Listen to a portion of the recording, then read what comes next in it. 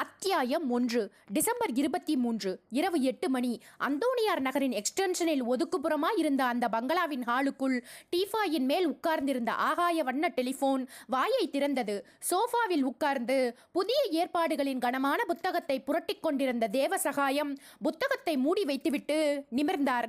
அவர் கை நீட்டி ரிசீவரை எடுப்பதற்குள் உள்ளே இருந்து வேக வேகமாய் ஓடி வந்த லூர்தம்மாள் எடுத்தாள். ஹலோ ஹலோ மம்மி, நான் குணசீலி பேசுறேன். சென்னையிலிருந்து ட்ரங்கால் மூலமாய் பேசும் மகளின் குரல் லூர்தம்மாளின் காதில் தெளிவாகவே விழுந்தது.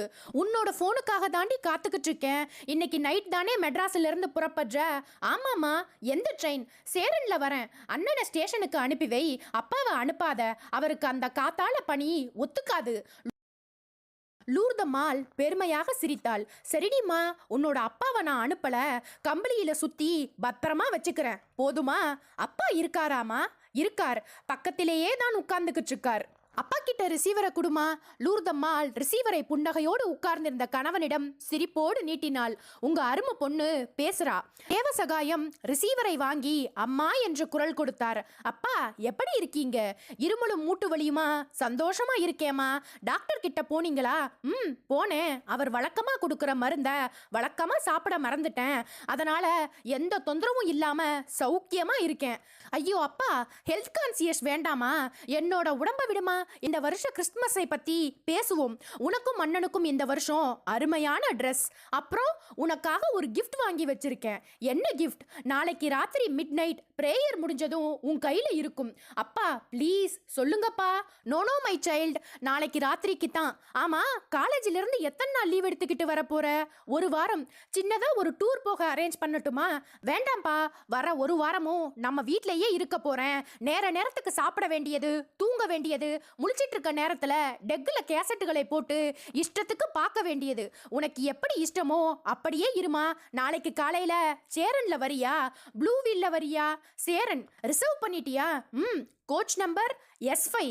அண்ணன் சேவியரை அனுப்பிச்சிடுறேன். மற்றவை நாளை காலை 6:30 மணிக்கு. எழுந்து கொண்டே ரிசீவரை வைத்தாள் குணசீலி. தேவசகாயமும் ரிசீவரை வைத்துவிட்டு எதிரே நின்றிருந்த மனைவியை ஏறிட்டார். என்ன லூர்து முறைக்கிற? உங்க கொஞ்சலை காது கொடுத்து கேட்க முடியலன்னா காதுக்கு பஞ்ச வச்சுக்க வேண்டியது தானே. சரி, சேவியர் எங்கே? கிளப்புக்கு போயிருக்கான். இன்னும் கிளப்ல இருந்து வரல. அவன் எப்பவும் 8:30 மணிக்குத்தானே வருவான். இப்ப மணி 8:10. உங்க அதிசய பொண்ணு ஊர்ல இருந்து வர்றதுக்காக கடிகாரம் கூடவா வேகமா ஓடும்? மறுநாள் காலை 6 மணி. நகரம் விடிந்து விட்ட கோலங்களில் இருக்க சேவியர் தன் டால்பின் நிற காரை ரயில்வே ஸ்டேஷனை நோக்கி விரட்டி கொண்டிருந்தான். வழியில் நின்ற அந்த அழகான இளைஞனை காரை நிறுத்தி ஏற்றிக் கொண்டான். லாரன்ஸ், என்னடா குணசீலியை ரிசீவ் பண்ண நீ ஸ்டேஷன் பிளாட்ஃபாரத்துக்கு வராதே. ஏன்? நீ கார் பார்க்கிங்கிலேயே இரு.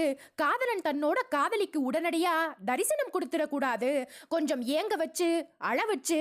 வேண்டாண்டா, குணசீலி தாங்க மாட்டா. அவ கம்பார்ட்மெண்ட்டை விட்டு எட்டி பார்க்கும்போது பிளாட்ஃபாரத்துல என்னோட முகம் தெரியணும். இல்லைன்னா அவளுக்கு மூட் அவுட் ஆயிடும். அன்னைக்கு பூராவும் பேச மாட்டா. நாள் மோசமாயிடும். கொஞ்ச நேரம் தானே சீண்டி பார்க்கலாம். வேண்டாண்டா சேவி, பேசாம வாடா. கார் ஸ்டேஷனை தொட்டு கார் பார்க்கிங்கில் இடம் தேடி நின்றது. சேவியர் மட்டும் இறங்கிக் கொண்டு கதவை சாத்த லாரன்ஸ் கெஞ்சினான். டே சேவியர், நானும் வரேன்டா. உதப்பே ராஸ்கல், குணசீலியை ஒரு 10 நிமிஷம் நேரம் தவிக்க விடலாம்னு பார்த்தா நீ விடமாட்ட போலிருக்கே. சரி, போயிட்டு வாடா. குணசீலி என் மேல கோவிச்சுக்கிட்டா நீ தான் அவளை சமாதானம் பண்ணணும். சரி. சேவியர் ஸ்டேஷனின் வெளிச்சமான வாசல் படிகளில் ஏறி உள்ளே போனான். அவன் உள்ளே போனதும் லாரன்ஸ் ஒரு பெருமூச்சு விட்டபடி சட்டை பையிலிருந்து அந்த கடிதத்தை எடுத்து பிரித்து ஒரு பூவை ரசிக்கிற ஆர்வத்தோடு படிக்க ஆரம்பித்தான். என் அன்பான லாரன்ஸ், உங்கள் குணசீலியின் good morning, good afternoon, good evening. இதில் ஏதாவது ஒன்றை நான் சொன்னதா வைத்துக் கொள்ளவும். 3 மாத இடைவெளிக்கு பின் மறுபடியும் உங்கள் முகதரிசனம். நான் 24ஆம் தேதி காலை கோவை வருகிறேன். என் அண்ணன் சேவியர் உங்களை எப்படியும் ஸ்டேஷனுக்கு கூட்டி வருவார். கம்பார்ட்மெண்ட்டை விட்டு இறங்கும் போது நீங்கள் பிளாட்பாரத்தில் இருக்க வேண்டும். ஸ்டேஷனுக்கு வராமல் ஏமாற்றினால் நான் ஊரில் பெட்டியில் இருக்கிற ஒரு வாரம் வரைக்கும் உங்களோடு உங்கள் குணசீலி. லாரன்ஸ் கடிதத்தை படித்து முடித்திருந்த போது ஸ்டேஷனுக்கு வெளியே பொருத்தியிருந்த ஸ்பீக்கரில் அறிவிப்பு வழிந்தது. சென்னையிலிருந்து கோவை வரவேண்டிய சேரன் எக்ஸ்பிரஸ் 10 நிமிடம் காலதாமதமாக வந்து சேரும். போச்சுடா, நெற்றியில் நோகாமல் தட்டிக்கொண்டு காரின் சீட்டுக்கு சாய்ந்தான் லாரன்ஸ். சேரன் எக்ஸ்பிரஸ் 7 மணிக்கு ஏராளமாய் அதிர்ந்தபடி ஸ்டேஷனின் 2வது பிளாட்பாரத்துக்குள் நுழைந்து நின்றது. பிரயாணிகள் பளிச்சென்ற சூட்கேஸ்களோடு அழுக்கு மூட்டைகளாக இறங்கி நடக்க சேவியர் கம்பார்ட்மெண்ட் S5 தேடிக்கொண்டு ஓடினான். S8, S7, S6 கம்பார்ட்மெண்ட்கள் கண்ணில் பட்டு மறைய S5 வந்தது. அதிலிருந்து பயணிகள் இறங்கிக் கொண்டிருந்தார்கள். சேவியர் ஒவ்வொரு ஜன்னலாய் போய் எட்டி பார்த்தான். குணசீலி தட்டுப்படவில்லை. இறங்கிக் கொண்டிருந்த பயணிகளை பார்த்தான். அந்த கும்பலிலும் காணோம். இந்த கம்பார்ட்மெண்ட் தானா இல்லை வேறு கம்பார்ட்மெண்டா யோசித்துக் கொண்டே அடுத்த கம்பார்ட்மெண்ட்டுக்கு ஓடினான். அதே வினாடி அவனுடைய முதுகை யாரோ தொட்ட உணர்வு. திரும்பினான். அவனுக்கு ரொம்பவும் பழக்கமான டிடிஇ ரங்கதாஸ் கருப்பு கோட்டிலும் வெள்ளை பேண்டிலும் ட்ரிம்மாய் நின்றிருந்தார். என்ன சேவியர், யாரை பார்க்க இந்த ஓட்டம்? ஹலோ தாஸ் சார், நீங்களா? என்னோட சிஸ்டர் குணசீலி இந்த ட்ரெயின்ல தான் வரதா ஃபோன் பண்ணியிருந்தா. கம்பார்ட்மெண்ட் S5, ஆனா அந்த கம்பார்ட்மெண்ட்ல காணும். நீங்களும் இந்த ட்ரெயின்ல தான் வரீங்களா? ஆமா. குணசீலிய பார்த்தீங்களா? நான் ஏற்கனவே ஒரு தடவை உங்களுக்கு அறிமுகம் பண்ணி வச்சிருக்கேன். எஸ் ஞாபகம் இருக்கு. சிவப்பா, சுருட்ட முடியோடு, உயரமா, அவளே தான். நான் பார்க்கல. எனக்கு S3 கம்பார்ட்மெண்ட் என்று சொன்ன தாஸ் சுற்றுமுற்றும் பார்த்து கையில் சாட்டோடும் சிவப்பேரிய தூக்கம் கெட்ட கண்களோடும் போய்கொண்டிருந்த இன்னொரு டிடிஇயை கூப்பிட்டார். மணி. அவர் திரும்பினார். என்ன தாஸ், நீ S5 தானே வந்த? ஆமா. சாட்ல குணசீலிங்கிற பேர் இருக்கா பாரு. மணி கொஞ்சம் எரிச்சலோடு கசங்கிய சார்ட்டை புரட்டி பார்த்துவிட்டு, டி குணசீலி பேர் இருக்கே, பர்த் நம்பர் 32. சேவியர் பதற்றப்பட்டான். கம்பார்ட்மெண்ட்ல பார்த்தேன் சார், காணலையே. அப்படின்னா கீழே இறங்கி போயிருப்பாங்க. கீழே இறங்கி நடந்து வந்திருந்தா என்னோட பார்வையில பட்டிருக்கணுமே. மணி கோபமாய் கேட்டார். கம்பார்ட்மெண்ட்ல ஏறி பார்த்தீங்களா? பார்க்கல. போய் பாருங்க சார். இந்த 32 பர்த் ஒரு சூப்பர் பர்த். அந்த பொண்ணு இன்னமும் மேல படுத்து தூங்கிட்டு இருக்கோ என்னவோ. இருந்தாலும் இருக்கும், வாங்க பார்த்துடலாம். தாஸ் சேவியரை கூட்டிக் கொண்டு S5 கம்பார்ட்மெண்ட்குள் ஏறினார். கம்பார்ட்மெண்ட் பாலைவனமாய் வெறிச்சோடி இருந்தது. 32ஆம் நம்பர் பர்த்தை நோக்கி போனார்கள். பர்த்தை நெருங்க சேவியரும் தாசும் ஆச்சரியப்பட்டார்கள். அத்தியாயம் 2. குணசீலி பர்த்தில் இல்லை. ஆனால் அவளுடைய சூட்கேஸும் வேனிடி பேக்கும் பர்த்தின் மேல் அனாதை குழந்தைகளாய் உட்கார்ந்திருந்தன. டிடிஇ தாஸ் கண்ணாடியை கலர்ச்சி கொண்டு ஆச்சரியப்பட்டார். என்ன சேவியர், லக்கேஜ் மட்டும் இருக்கு, உன்னோட சிஸ்டரை காணும். அதானே ஆச்சரியமா இருக்கு. இது அவளோட லக்கேஜ் தானே? ஆமாம். சேவியர் தலையாட்டி கொண்டிருக்கும் போதே லாரன்ஸின் முகம் கம்பார்ட்மெண்ட் ஜன்னலில் தெரிந்தது. சேவியர், ஸ்டேஷன் மொத்தமும் காலி ஆயிடுச்சு. நீ கம்பார்ட்மெண்ட்குள்ள ஏறிக்கிட்டு என்னடா பண்ணிக்கிட்டு இருக்க? குணசீலி எங்கே? அவளை தாண்டா தேடிக்கிட்டு இருக்கேன். தேடிக்கிட்டு இருக்கியா? இந்த கம்பார்ட்மெண்ட் தானே? ஆமா. லக்கேஜ் இருக்கு, ஆளை காணும். காணோமா? என்னடா உளற? லாரன்ஸ் பிளாட்பாரத்தில் இருந்து கம்பார்ட்மெண்ட்டுக்குள் ஓடி வந்தான். தாஸ் சேவியரை ஏறிட்டார். பதட்டப்படாதீங்க, குணசீலி டாய்லெட்டுக்கு போயிருக்கலாம். டாய்லெட்டுக்கு பக்கத்துல போய் நின்னு குரல் கொடுத்து பாருங்க. சேவியர் கம்பார்ட்மெண்ட்டின் வலது பக்கம் இருந்த டாய்லெட்டை நோக்கி வேக வேகமாய் போனான். போன வேகத்திலேயே திரும்பி வந்தான். லாரன்ஸ் கேட்டான், என்னடா 2 கதவுமே விரிய திறந்து கிடக்கு, இந்த பக்கம் போய் பார். போனான். ஒன்று திறந்து கிடக்க இன்னொன்று சாத்தி இருந்தது. அதை தள்ளி பார்த்தான். உட்பக்கமாய் தாளிடப்பட்டிருக்கவே முகம் மலர்ந்தான். அம்மாடி, உள்ளேதான் இருக்கா. நெஞ்சை நீவி ஆறுதல் பெருமூச்சு விட்டவன் கதவை நெருங்கி குரல் கொடுத்தான். குணசீலி. உள்ளே மௌனம். குணசீலி. லாரன்ஸும் தாசும் வேக வேகமாய் வந்தார்கள். என்ன, உள்ளே இருக்காளா? அப்படித்தான் போலிருக்கு. ஆனா உள்ளே இருந்து எந்த சத்தத்தையும் காணும். கதவு தட்டி பலமா கூப்பிட்டு பார். சேவியர் வலது கையை குவித்து தட்டினான். கதவு தொம் தொம் என்று அதிர்ந்தது. குணசீலி, குணசீலி. உள்ளே நிசப்தம். டிடிஇ தாசுக்கு முதல் தடவையாய் சந்தேகம் வந்தது. மெல்ல தாடையை தடவிக்கொண்டு முனகினார். உள்ளே யார் இருந்தாலும் இந்த சத்தத்துக்கு பதில் குரல் கொடுத்திருப்பாங்களே. சேவியர் இன்னமும் கத்திக் கொண்டிருந்தான். குணசீலி, குணசீலி. பிளாட்பாரத்தில் கும்பல் சேர ஆரம்பித்தது. என்ன சார் அது? டாய்லெட்குள்ள யாரோ மாட்டிக்கிட்டாங்களாம். கம்பார்ட்மெண்ட் மெயின்டெனன்ஸ் இன்ஜினியரை கூப்பிட்டு கதவு லாக்கை உடைக்க வேண்டியது தானே. இல்லைன்னா இந்த பக்கம் கண்ணாடி சதுரம் இருக்கு, இதை உடைச்சா கூட ஆளை வெளியே கொண்டாந்துடலாம். உள்ளே இருக்கிறது ஆனா பெண்ணா யாருன்னு தெரியல. உள்ளே இருந்து சத்தமே வரலையாம். சேவியரும் லாரன்ஸும் இருண்ட முகங்களோடு தாஸை பார்த்தார்கள். சார், இப்ப என்ன பண்றது? தோன்றது. உள்ளே குணசீலி தான் இருக்காளா? குணசீலியா இருந்தா அவளுக்கு என்ன ஆகியிருக்கும்? தாஸ் கையமர்த்தினார். நீங்க இங்கேயே இருங்க, நான் ஸ்டேஷன் மாஸ்டரை கன்சல்ட் பண்ணிக்கிட்டு மெயின்டெனன்ஸ் இன்ஜினியரையும் கூட்டிட்டு வந்துடுறேன். சொன்னவர் கீழே இறங்கி போனார். 10 நிமிஷம் கழித்து ஒரு வழுக்கை தலை ஆசாமியோடு வந்தார். அவர் கையில் ஒரு டூல்ஸ் பாக்ஸ், உடம்பில் சிமெண்ட் நிற யூனிஃபார்ம். தாஸ் அவசரப்படுத்தினார். சீக்கிரம் ஏதாவது பண்ணி கதவு திற சீதாபதி. அந்த பொண்ணுக்கு என்ன ஆச்சோ ஏது ஆச்சோ தெரியல. சீதாபதி வழுக்கை தலையை தன் இடது கை ஆட்காட்டி விரலால் சொரிந்து கொண்டார். பக்கவாட்டில் இருக்கிற கண்ணாடி சதுரத்தை தான் எடுக்கணும். சரி, அதையாவது சீக்கிரமா எடு. பிளாட்பாரத்தில் சேர்ந்து விட்ட கும்பலை விலகி நிற்கும்படி சொல்லிவிட்டு தன் கையோடு கொண்டு வந்திருந்த டூல்ஸ் பாக்ஸை திறந்து உபகரணங்களை பரப்பிக் கொண்டு வேலையை ஆரம்பித்தார். வியர்வை அரும்பின முகத்தோடு சுமார் 15 நிமிஷ வேலை. டாய்லெட்டின் கண்ணாடி சதுரம் நகர்ந்து வெளியே வந்தது. சேவியரும் லாரன்ஸும் எகிறுகிற இதயங்களோடு கம்பிகளின் வழியே உள்ளே எட்டி பார்த்தார்கள். முதுகுத்தண்டு பூராவும் துருவ பிரதேசமாய் மாற உறைந்து போனார்கள். உள்ளே அந்த குறுகலான டாய்லெட் அறைக்குள் ஒரு கஷ்டமான கோணத்தில் மல்லாந்து விழுந்திருந்தால் குணசீலி.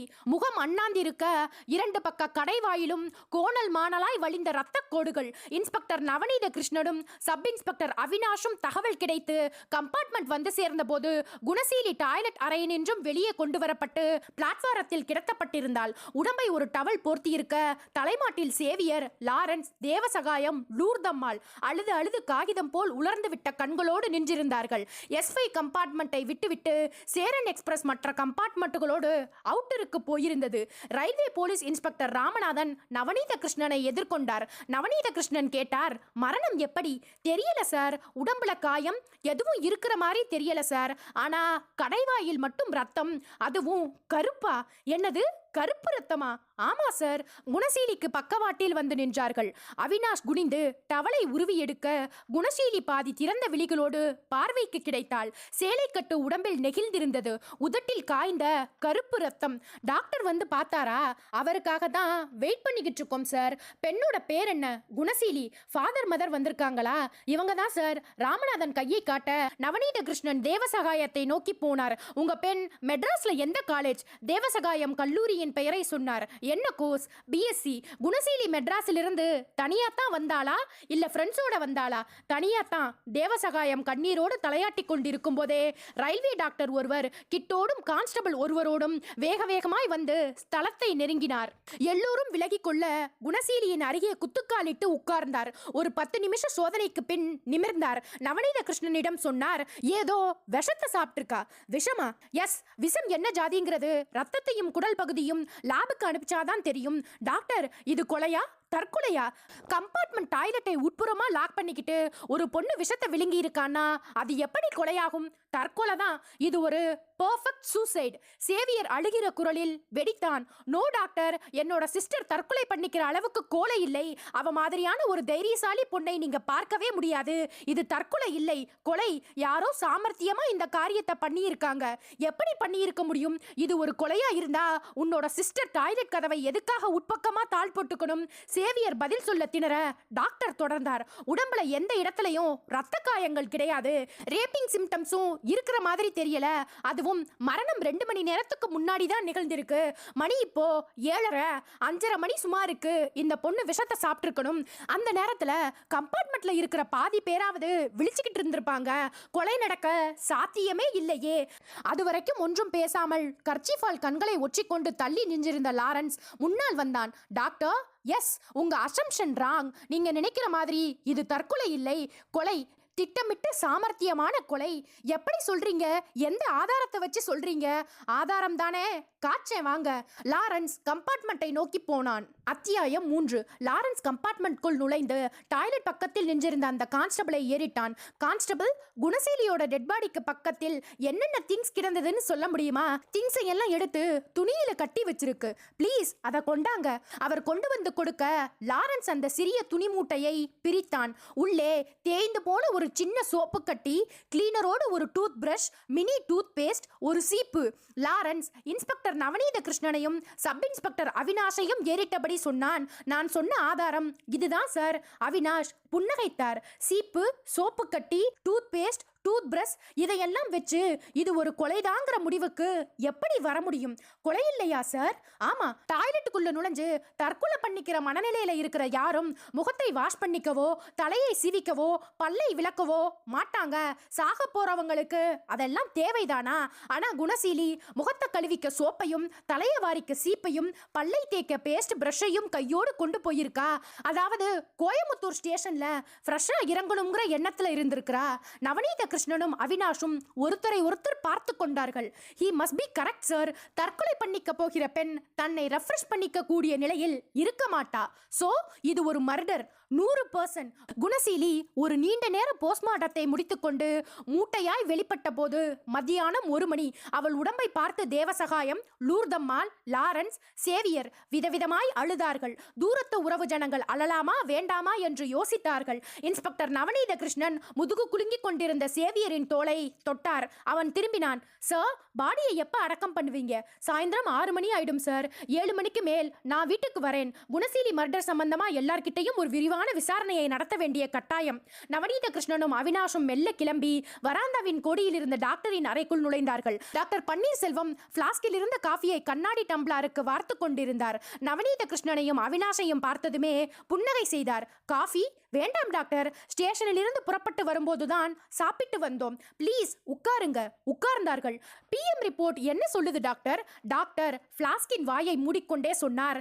மரணத்துக்கு காரணம் விஷமாக இருக்கலாம். ஆனா இன்னும் தீர்மானமான முடிவுக்கு வர முடியலை. ரத்தத்தையும் உடம்பின் சில உள்ளுறுப்புகளையும் டெஸ்டுக்காக அனுப்பி இருக்கோம். ரிசல்ட்டை பார்த்த பின்னாடிதான் திட்டவட்டமா எதையும் சொல்ல முடியும். ரத்தம் கருப்பா மாறி இருக்கிறதுக்கு என்ன காரணம் டாக்டர்? அவினாஷ் கேட்க டாக்டர் ஒரு வாய் காப்பியை குடித்துவிட்டு தன் முன்மண்டையை இடதுகை ஆட்காட்டி விரலால் கீறினார். சொன்னார், ரத்தம் கருப்பாக மாறி சாவது ஒரு சில விஷத்தால் தான். ஓபியம், அதனோட ஆல்கலைட்ஸ், எதை சாப்பிட்டாலும் ரத்தம் கிட்டத்தட்ட கருப்பாயிடும். அதாவது அபின் கலந்த பொருட்களையும் சாப்பிட்டா ரத்தம் கருப்பாகும்னு சொல்றீங்க இல்லையா டாக்டர்? ஆமா, அபின் சாப்பிட்டு சாகிறவங்களோட ரத்தம் கருப்பா இல்லைன்னா டார்க் பிரவுனிஷா மாறி இருக்கும். இதை மருத்துவ பாஷையில் பிளாக் டெத்னு சொல்லுவாங்க. ரத்தம் கருப்பா மாறி போறதுக்கு என்ன காரணம் டாக்டர்? டாக்டர் காஃபியை குடித்து முடித்துவிட்டு காலி டம்ளரை கீழே வைத்தபடியே சொன்னார். ரத்தம் சிவப்பா இருக்கிறதுக்கு காரணம் அதுல இருக்கிற ஆக்சிஜன் தான். ரத்தத்துக்கு ஆக்சிஜன் கிடைக்காமல் கார்பன் டை ஆக்சைடு அதிகமாகும் போது ரத்தம் கருப்பு நிறத்துக்கு மாறும். உடம்புக்குள் போகும் விஷம் ரத்தத்தில் கலந்து அதுக்கு ஆக்சிஜன் கிடைக்காம பண்ணிடுறதுனால தான் இந்த கருப்பு நிறம். மரணம் எத்தனை மணிக்கு நிகழ்ந்திருக்கு டாக்டர்? விடிகாலை 5 மணியிலிருந்து 5:30 மணிக்குள். Wrapping symptoms not found. உடம்புல வேற ஏதாவது காயம்? ஒரு சிராய்ப்பு கூட இல்லை. குணசீலியோட மரணம் எப்படி நிகழ்ந்திருக்கும்னு நீங்க நினைக்கிறீங்க டாக்டர்? மரணத்துக்கு விஷம் காரணமா இருக்கலாம். ஆனா அந்த விஷம் எந்த ரூபத்துல குணசீலியோட உடம்புக்குள்ள போயிருக்குன்னு தெரியல. லேப் ரிப்போர்ட் வந்த பிறகுதான் தெரியும். குணசீலியோட தோள்பட்டையில் இன்ஜெக்ஷன் போட்ட அறிகுறி ஏதாவது இருந்ததா டாக்டர்? என்னோட முதல் சந்தேகமே அதுதான். குணசீலியோட தோள்பட்டையில மட்டும் இல்ல, உடம்போட எல்லா பாகத்தையும் பார்த்துட்டோம். இன்ஜெக்ஷன் போட்டதுக்கான தடயமே இல்ல. ராத்திரி சாப்பிட்ட உணவு ஃபுட் பாய்சனா மாறி இருக்க சான்ஸ் இல்லையா டாக்டர்?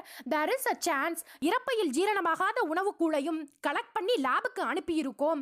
அங்கிருந்து ரிசல்ட் வந்ததும் தான் விஷம் என்ன ஜாதின்னு சொல்ல முடியும். அது ரத்தத்துல எந்த ரூபத்துல கலந்திருக்குங்கிறதையும் கண்டுபிடிக்க முடியும். நவநீத கிருஷ்ணனும் அவினாஷும் நாற்காலிகளை பின்னுக்கு தள்ளிக்கொண்டு எழுந்தார்கள்.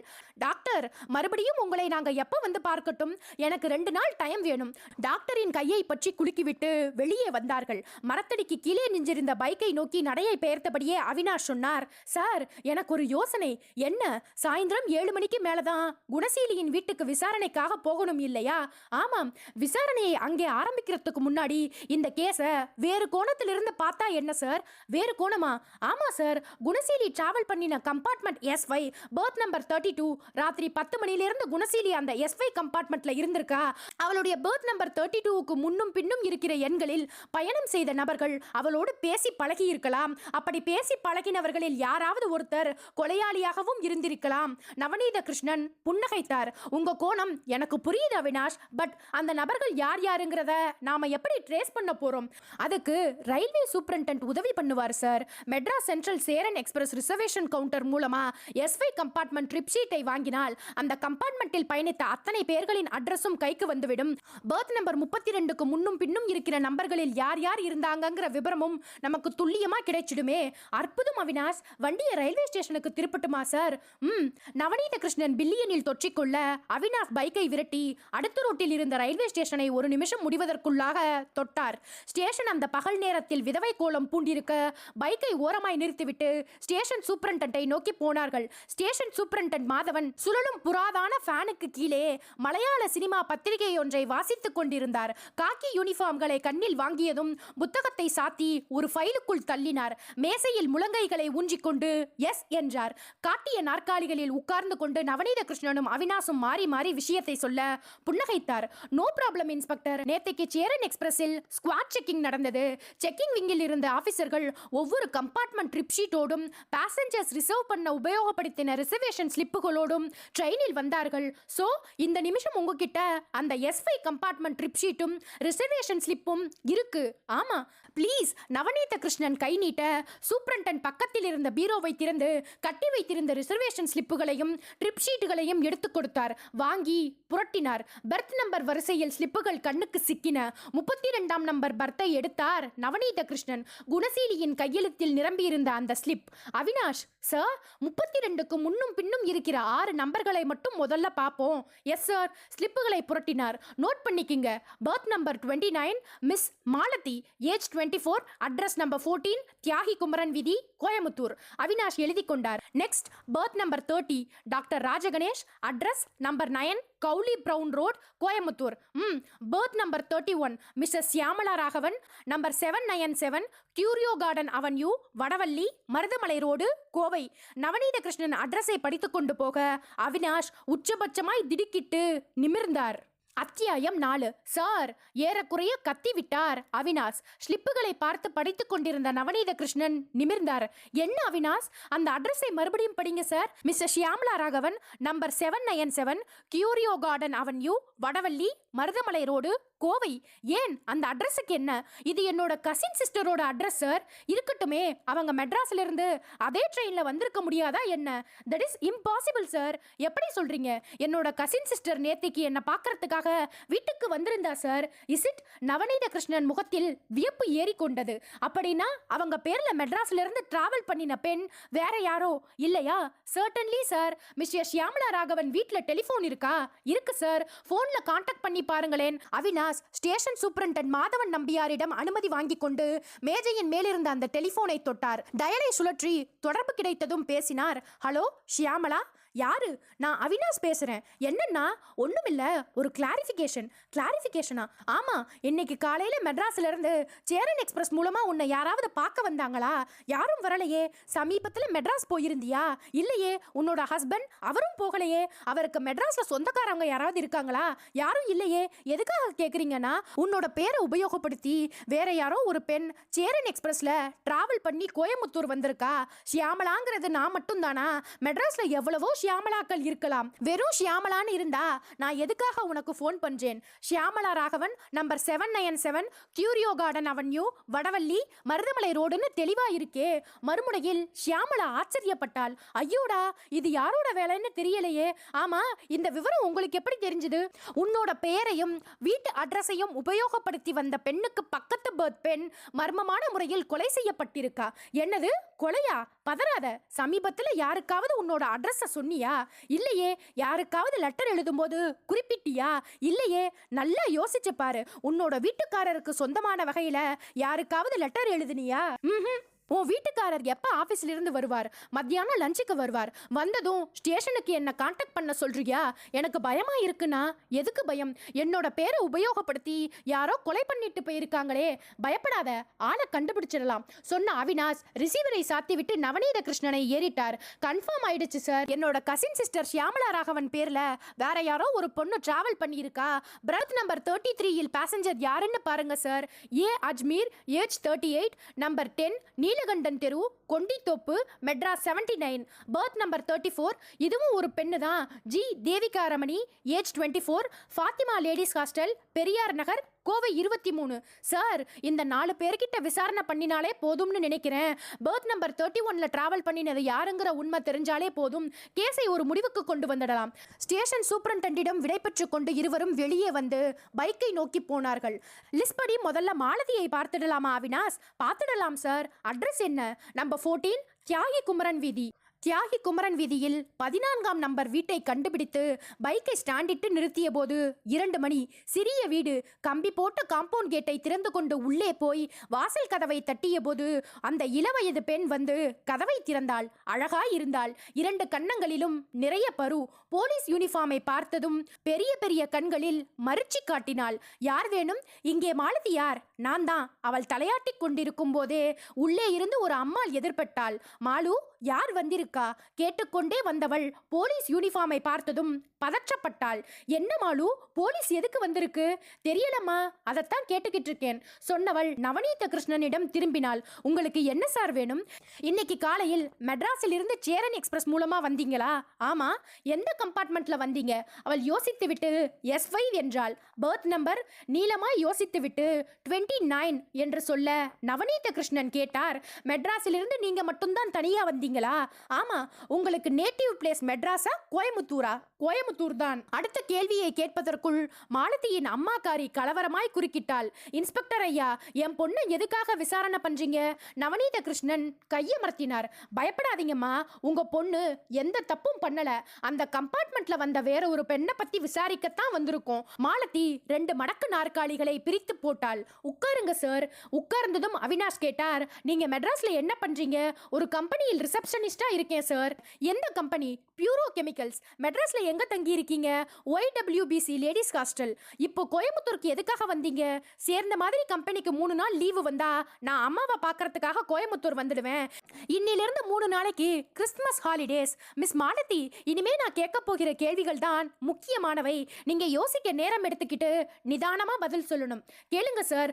உங்க பர்த் நம்பர் 29. அடுத்த பர்த் நம்பரான 30இல் யார் இருந்தாங்கன்னு சொல்ல முடியுமா? மாலதி யோசிக்க அவகாசம் எடுத்துக்கொள்ளாமலேயே சொன்னால், ஒரு டாக்டர். அவர் ஒரு டாக்டர்னு உங்களுக்கு எப்படி தெரியும்? அவரோட சூட்கேஸும் என்னோட சூட்கேஸும் பக்கத்து பக்கத்துல தான் இருந்தது. அவரோட லெதர் கேஸ் லாக்கருக்கு பக்கத்தில் ஒரு பிளாஸ்டிக் சதுரத்தில் விசிட்டிங் கார்டு சொருகப்பட்டிருந்ததை பார்த்தேன். ராஜான்னு பேர் தொடங்கும்.